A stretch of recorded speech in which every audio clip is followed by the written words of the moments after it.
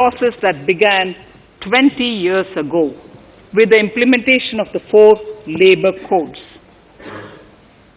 For the first time globally, social security benefits will be extended to gig and platform workers.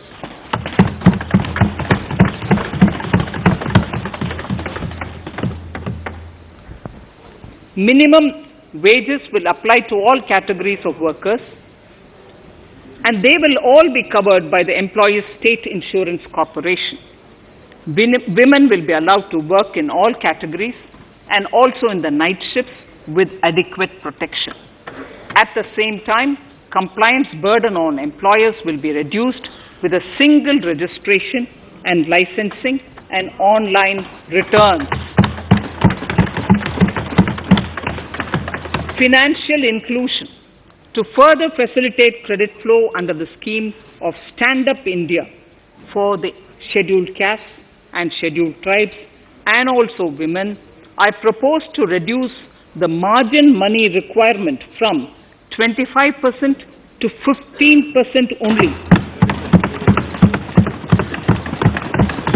and to also include loans for activities in allied sectors in allied activities in agriculture. We have taken a number of steps to support the MSME sector. In this budget, I have provided 15,700 crores to this sector, more than double of the last year's BE. Honorable Speaker, sir, I now go to the 4th pillar, reinvigorating human capital. The national education policy announced recently has had good reception. In school education, more than 15,000 schools will be qualitatively strengthened to include all components of the national education policy. They shall emerge as exemplar schools in their regions, hand-holding and mentoring other schools to achieve the ideals of policy. 100 new Sainik schools will be set up in partnership with NGOs, private schools and states. Higher education. In Budget 2019-20, I had mentioned about the setting up of a higher education commission in India. We would be introducing the legislation this year to implement the same. It will be an umbrella body having 4 separate vehicles for standard setting, accreditation, regulation, and funding. Many of our cities have various institutions, universities, and colleges supported by the Government of India. Hyderabad, for example, has about 40 major institutions. In 9 such cities, we will create a formal umbrella structure so that these institutions can have better synergy while also retaining their internal autonomy. A glue grant will be set aside for this purpose. For accessible higher education in Ladakh, I propose to set up a central university in Leh.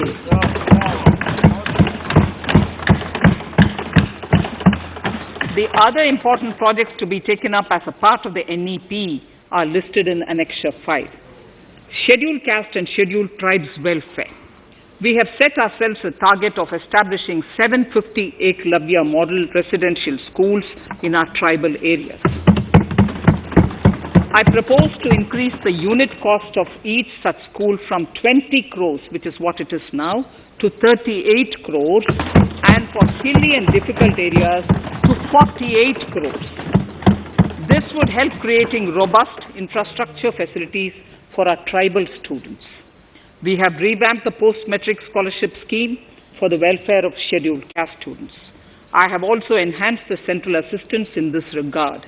We are allotting 35,219 crores for 6 years till 25-26 to benefit 4 crores scheduled caste students. Skilling. In 2016, we had launched the National Apprenticeship Promotion Scheme. The government proposes to amend the Apprenticeship Act with a view to further enhancing apprenticeship opportunities for our youth. We will realign the existing scheme of National Apprenticeship Training Scheme for providing post-education apprenticeship, training of graduates and diploma holders in engineering. Over 3,000 crores will be provided for this purpose. An initiative is underway, Honorable Speaker, in partnership with the United Arab Emirates to benchmark skill qualifications, assessment and certification, accompanied by the deployment of certified workforce. We also have a collaborative intertraining program between India and Japan to facilitate transfer of Japanese industrial and vocational skills, techniques and knowledge. We will take forward this initiative with many more countries also.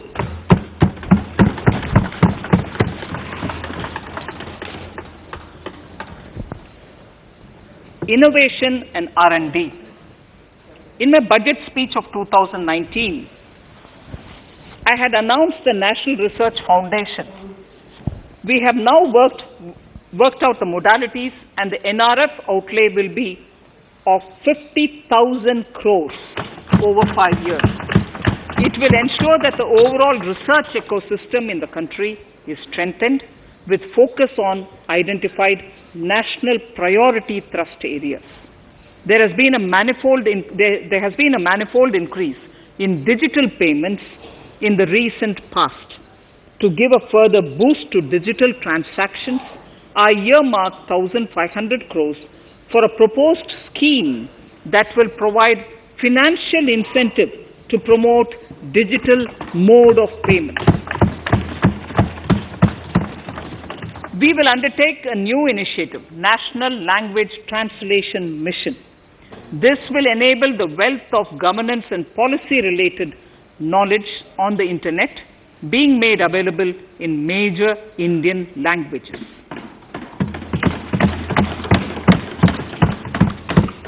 The new Space India Limited, a PSU, under the Department of Space, will execute the PSLV CS-51 launch, carrying the Amazonia satellite from Brazil, along with a few smaller Indian satellites.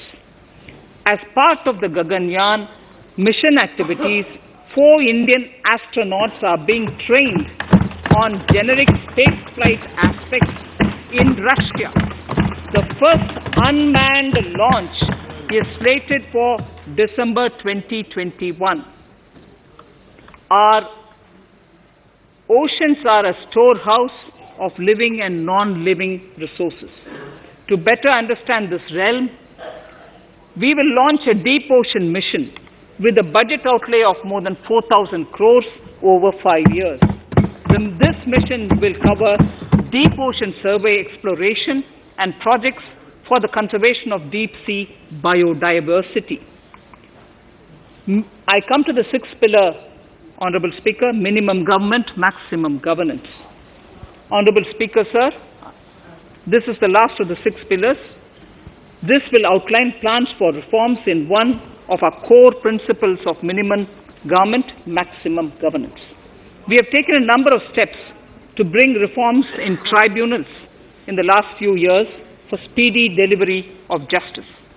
Continuing with the reforms process, I now propose to take further measures to rationalize the functioning of tribunals. We have introduced the National Commission for Allied Healthcare Professionals Bill in Parliament. National Commission for Allied Healthcare Professionals Bill in the Parliament, with a view to ensure transparent and efficient regulation of 56 allied healthcare professionals. Additionally, to bring about transparency, efficiency, and governance reforms in the nursing profession, the National Nursing and Midwifery Commission Bill will be introduced by the government for passing. To have ease of doing business for those who deal with government or CPSEs and carry out contracts, I propose to set up a conciliation mechanism and mandate its use for quick resolution of contractual disputes. This will instill confidence in private investors and contractors. Honorable Speaker, sir, the forthcoming census could be the first digital census in the history of India.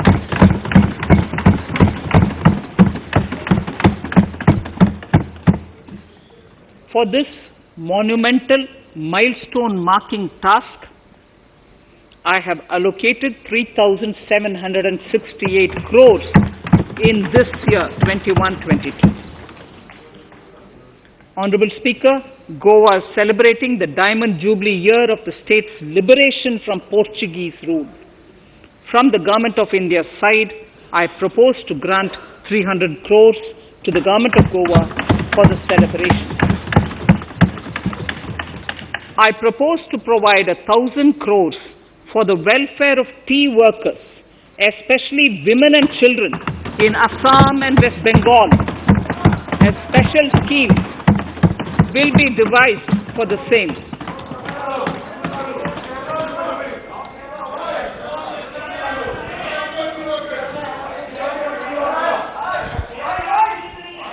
Fiscal position.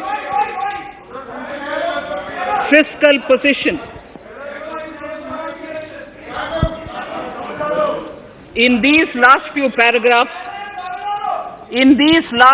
paragraphs of Part A of my speech, I draw the attention of this august House to the fact